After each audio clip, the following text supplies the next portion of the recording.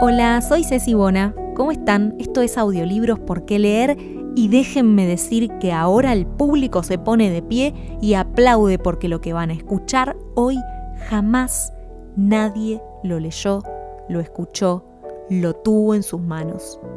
Bueno, algunas personas sí, pero las personas necesarias para que hoy llegue a ustedes un cuento inédito de Stephen King. Sí, inédito. Cuando en 1977 Stephen King saca El Resplandor, a ese libro le faltaban algunas partes. Es tan largo que sus editores le habían pedido recortar una introducción con algunos cuentos que completaban la historia en el sentido menos estricto de la palabra. Es que en realidad eran cuentos que aportaban contexto para hacer más siniestra la figura del hotel. Ese hotel que el protagonista del Resplandor después tiene que ir a cuidar. Esa introducción tenía 5 cuentos, todos transcurrían en el Hotel Overlook y al final también había un epílogo. Años más tarde, en 1982, King escribe en la revista Whisper un ensayo sobre The Shining o El Resplandor, como se publicó en español, y ahí puso el prólogo original, que incluía estos 5 cuentos. Y más tarde aparecieron en una versión reducida en la TV Guide de 1997. A estos cuentos llega Ariel Bossi y un grupo de amigos fanáticos de Stephen King. Ariel Bossi, conocido por ser uno de los más grandes, si no, déjenme decir, el más grande coleccionista de Stephen King de la Argentina, fueron ellos, decía, los que ahora le dan a Por qué leer la oportunidad de ponerlo en castellano en esta lista de audiolibros. Por eso este texto es inédito. Nunca se supo de él en español. Los que lo leyeron en esas revistas de 1982 o 1997, incluso en sus versiones reducidas, nunca lo leyeron en español. Y vaya a saber cuánta gente realmente los leyó. Hoy voy con Un dormitorio a primeras horas de la mañana. Vamos a la lectura.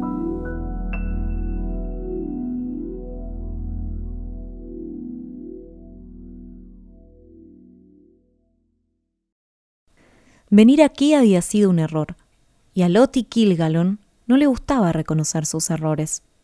Y no reconoceré este, pensó con determinación, mientras observaba fijamente el techo que se iba iluminando allá arriba.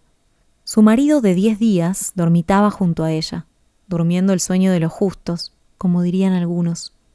Otros, más honestos, lo describirían como el sueño de los monumentalmente idiotas. Él era William Pillsbury, de los Pillsbury de Westchester, único hijo y heredero de Harold M. Pillsbury, un antiguo ricachón. Le gustaba hablar de los negocios editoriales porque consideraba que la publicación era la profesión de un caballero, aunque también tuviera una cadena textil en New England, una fundición en Ohio y extensas tierras agrícolas en el sur. Algodón, cítricos y frutas. Los viejos ricachones siempre eran mejores que los Noble o Riche, aunque ellos tuvieran dinero saliéndole hasta por el culo. Era indudable que si ella alguna vez le dijera aquello a Bill, él palidecería hasta caer muerto. No temas, Bill, jamás saldrá de mis labios una profanación hacia la familia Pillsbury. Había sido idea de ella pasar la luna de miel en el Overlook de Colorado, y hubo 2 razones para aquello. Primero, que aunque era tremendamente caro, tal como lo eran los mejores hoteles turísticos, no estaba de moda, y a Lottie no le gustaba ir a los lugares de moda. ¿Dónde pasaste tu luna de miel, Lottie? Oh, en este hotel de Colorado absolutamente maravilloso, el Overlook, un sitio encantador, realmente alejado de todo, pero tan romántico, y sus amigos, cuya estupidez solo era superada en la mayoría de los casos por la del propio William Pillsbury, se la quedarían mirando con un asombro mudo, literalmente, y maravillado. Lottie lo había vuelto a hacer. La segunda razón había sido de una importancia más personal. Ella había querido ir de luna de miel al Overlook porque Bill quería ir a Roma. Era indispensable averiguar ciertas cosas lo más pronto posible. ¿Podría ella hacer lo que le viniera en gana? Y en caso contrario, ¿cuánto tiempo le tomaría someter a su marido? Él era un estúpido y la había seguido por todos lados como un perro con la lengua afuera desde la primera vez que la vio, aunque ¿seguiría siendo tan maleable como lo había sido antes de deslizarse el anillo en el dedo? Lottie sonrió un poco en la oscuridad, a pesar de su falta de sueño y de las pesadillas que había tenido desde que llegaron aquí. Desde que llegaron aquí. Aquella era la frase clave. Aquí no era el American Hotel de Roma, sino el Overlook de Colorado. Lo estaba dominando a su marido bastante bien, y eso era lo que importaba. Le obligaría a quedarse solo otros 4 días. Originalmente había planeado estar allí 3 semanas, pero las pesadillas la habían hecho cambiar de idea. Y luego le dejaría regresar a Nueva York. Después de todo, era allí donde se encontraba la acción en este agosto de 1929. El mercado accionario se estaba volviendo loco, con el cielo como límite, y para el año próximo, Lottie esperaba transformarse en una heredera multimillonaria en lugar de tener tan solo 1 o 2 millones. Claro que había algunas debiluchas que afirmaban que el mercado iba a derrumbarse, pero nadie jamás había dicho que Lottie Kilgalon era una debilucha. Ahora soy Lottie Kilgalon Pillsbury. Al menos esa es la forma en que tendré que firmar mis cartas. Y mis cheques, por supuesto. Pero dentro de mí siempre seré Lottie Kilgalon, porque él nunca va a tocarme. No dentro, que es donde cuenta. Lo más pesado de esta primera prueba de su matrimonio fue que a Bill realmente le gustaba el Overlook. Todos los días se levantaba 2 minutos después del amanecer, una molestia que hacía jirones los pocos vestigios de sueño que ella pudo haber alcanzado luego de aquellas noches insomnes, contemplando ansiosamente la salida del sol como una suerte de ambientalista griego. Él había salido a caminar 2 o 3 veces, había partido de cabalgata con otros de los huéspedes y la aburrió casi hasta el punto de gritar con las historias del caballo que montaba en estos paseos, una yegua baya de nombre Tessie. Había tratado de convencerla para que lo acompañara en estas excursiones, pero Lottie se negó. Cabalgar significa usar pantalones, y su trasero era una cosita demasiado ancha como para usar pantalones.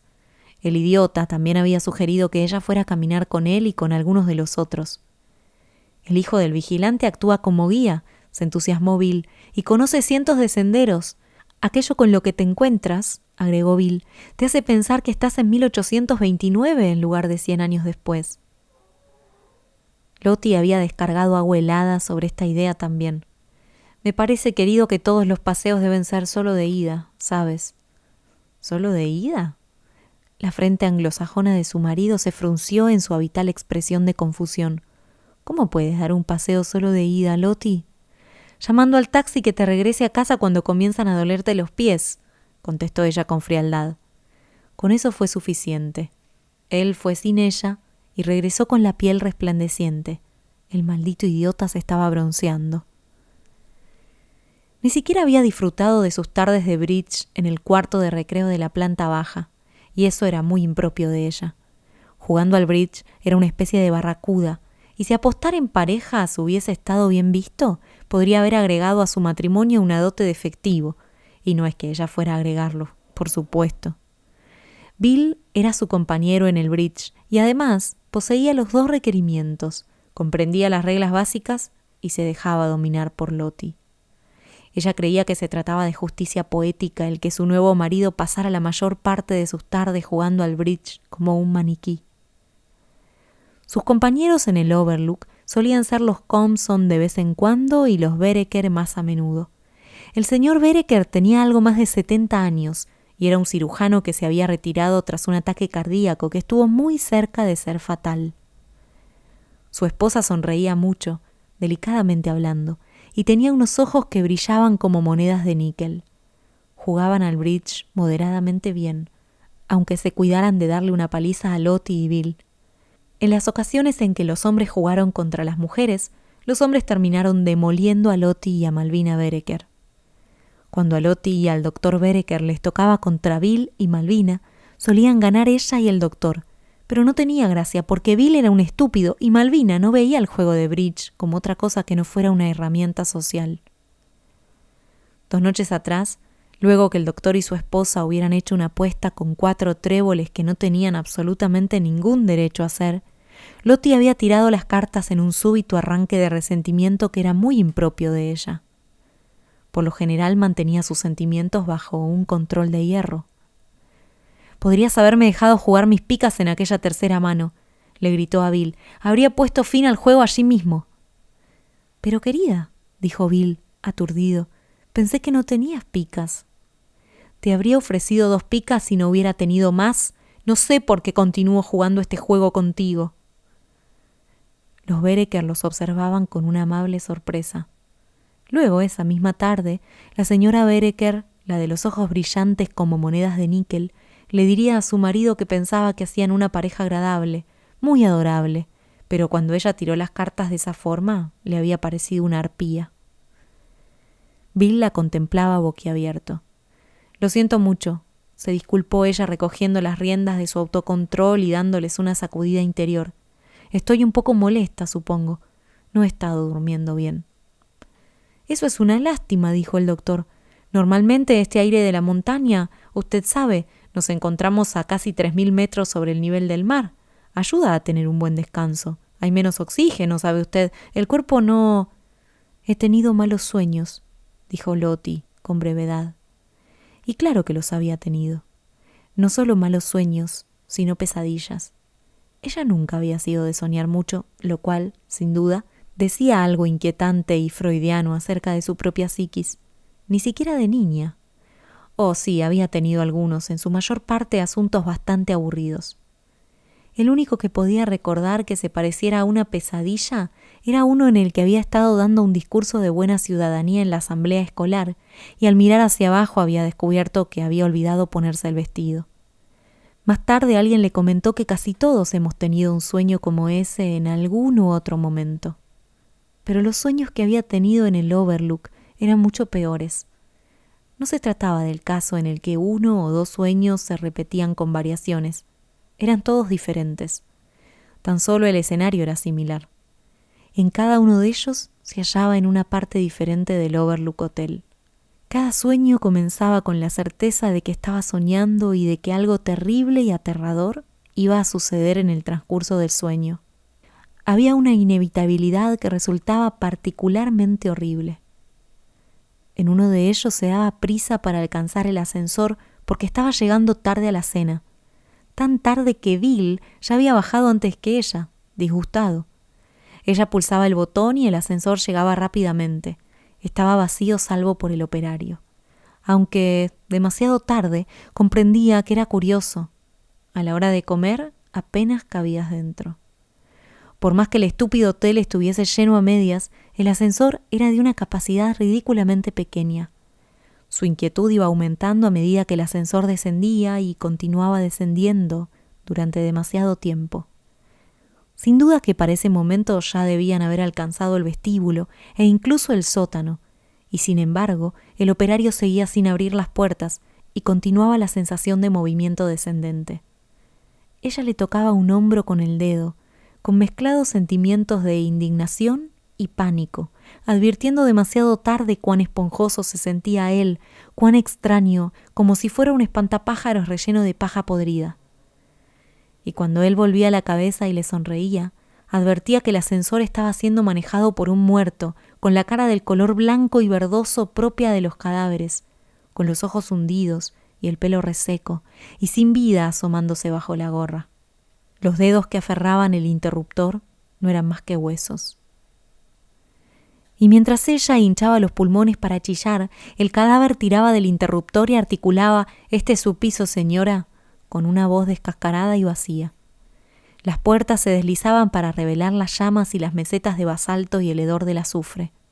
El operario del ascensor la había llevado al infierno. En otro sueño se encontraba en el patio de juegos. Aunque sobre su cabeza el cielo estuviera oscuro y tormentoso, la luz era curiosamente dorada. Hacia el oeste, entre 2 picos dentados, bailoteaban las membranas de lluvia. Era como un paisaje de Bruegel, un momento de solana y de baja presión. Y entonces sentía que algo se movía tras ella, algo en el jardín ornamental, y se giraba para descubrir con un escalofrío que era el jardín ornamental. Los arbustos con forma de animales habían abandonado sus lugares y se arrastraban hacia ella. Los verdes leones, los búfalos, hasta el conejo que normalmente parecía tan cómico y amigable. Sus horribles siluetas hechas de setos se retorcían hacia ella a medida que se acercaban lentamente al patio de juegos, sobre sus patas de seto vivo, verdes, silenciosas y mortales, bajo los nubarrones oscuros. En el sueño del que acababa de despertar, el hotel se estaba incendiando. Ella despertaba en su cuarto para encontrarse con que Bill se había ido y el humo flotaba despacio dentro de la habitación. Huía con el camisón puesto y se perdía entre los estrechos pasillos oscurecidos por el humo. Todos los números de las puertas parecían haber desaparecido y no había manera de distinguir si estabas corriendo hacia el ascensor y el rellano de las escaleras o te alejabas de ellos. Al rodear una esquina, divisaba a Bill parado fuera de la ventana, siguiendo sus movimientos. De algún modo ella había recorrido todo el trayecto hasta la parte trasera del hotel y él se encontraba allí fuera pasando la salida de emergencia. Ahora sentía un calor que le cocinaba la espalda a través de la delgada seda de su camisón. Pensó que el lugar debía estar en llamas detrás de ella. Quizás se trataba de la caldera. Tienes que tener un ojo puesto en la caldera porque si no lo haces, ella se arrastrará hacia ti. Lottie comenzaba a adelantarse y de repente algo se enroscaba alrededor de su brazo como una pitón, obligándola a retroceder. Se trataba de una de las mangueras de incendio que había visto colgadas a lo largo de las paredes del corredor, unas mangueras de lona blanca dentro de un brillante marco rojo. De alguna manera había cobrado vida. Se retorcía y enrollaba a su alrededor, atrapándole ahora una pierna, ahora su otro brazo. La aferró rápidamente y todo se iba poniendo más y más caliente. Ya podía oír el hambriento rumor de las llamas a solo unos centímetros detrás de ella. El empapelado se plegaba y ampollaba. Bill había desaparecido por la salida de emergencia y entonces ella se había despertado en la cama matrimonial, sin olor a humo, con Bill Pillsbury a su lado, durmiendo el sueño de los estúpidos. Había estado transpirando y si no hubiera sido tan tarde se habría levantado para darse una ducha. Eran las 3:15 de la mañana.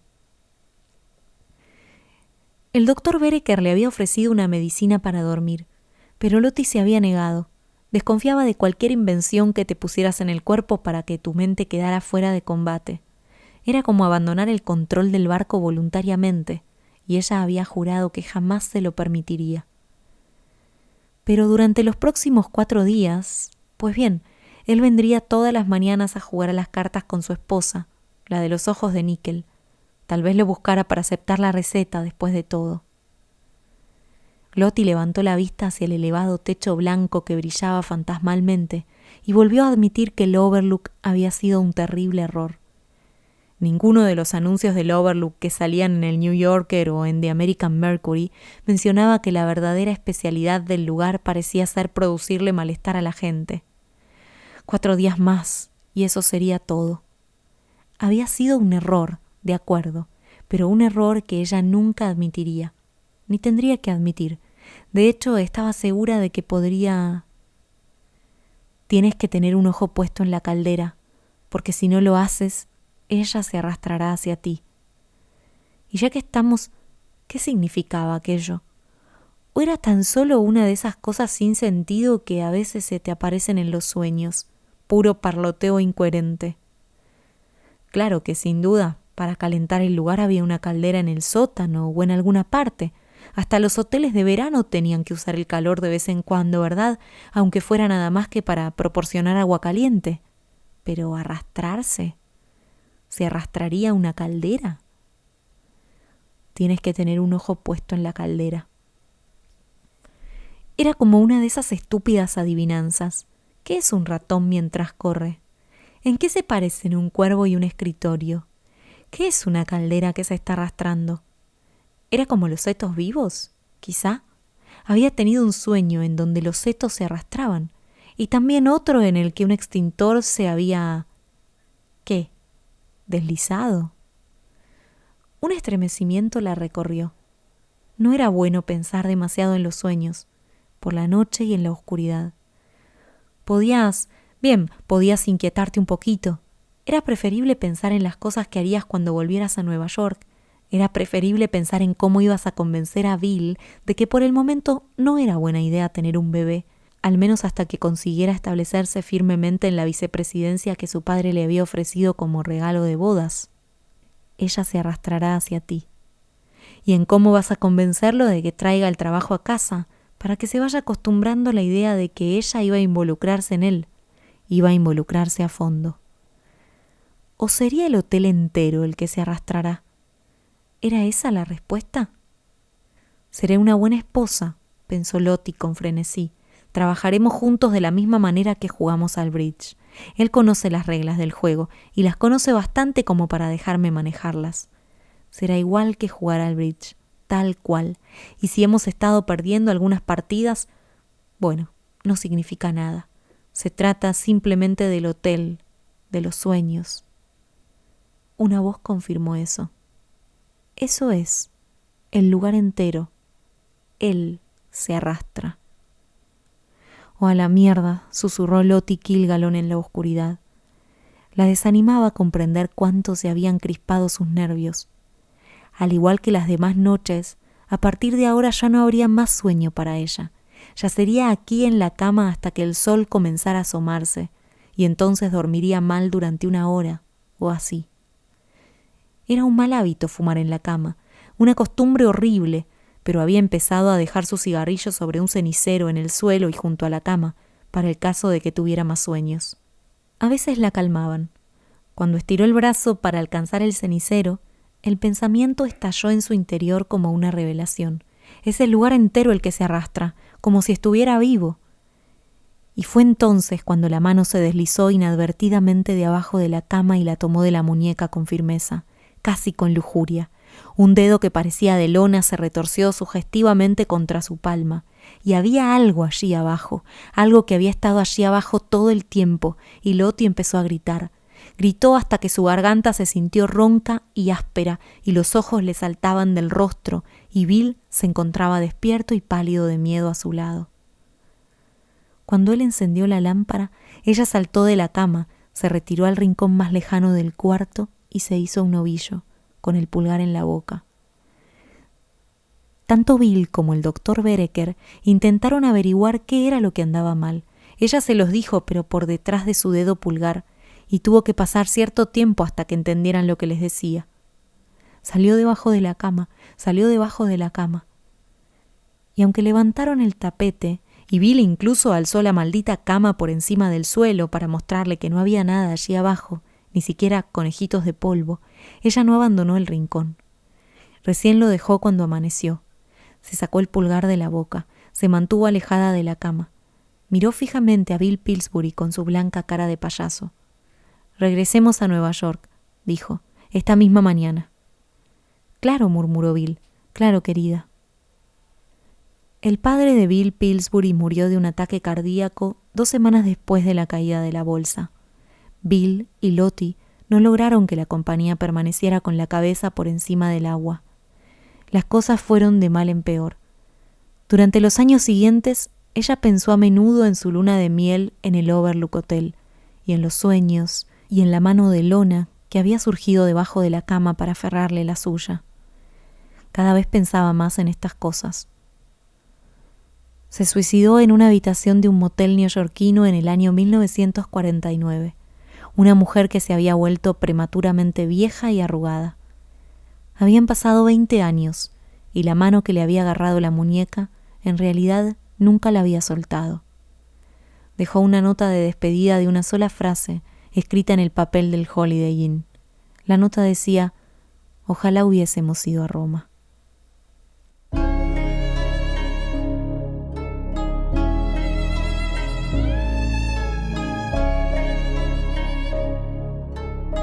Esto fue Un dormitorio a primeras horas de la mañana, un relato inédito en español de Stephen King.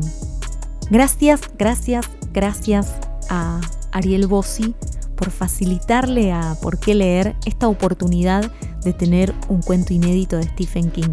Y digo todo esto para que se vayan descontracturando del miedo. ¿Cómo hemos quedado ese momento de la mano de lona? Díganme cómo están. Traté de ser lo más espeluznante para leerlo. Ojalá que les haya podido transmitir esas sensaciones con mi voz también.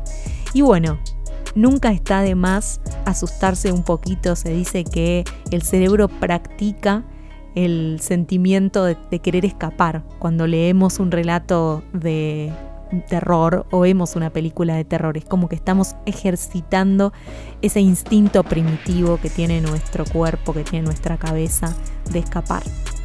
Este cuento de Stephen King de la década del 70 nos trae todo eso a nuestra piel y a nuestras sensaciones. ¿Qué les parece si me cuentan exactamente qué les pasó en @porqueleerok?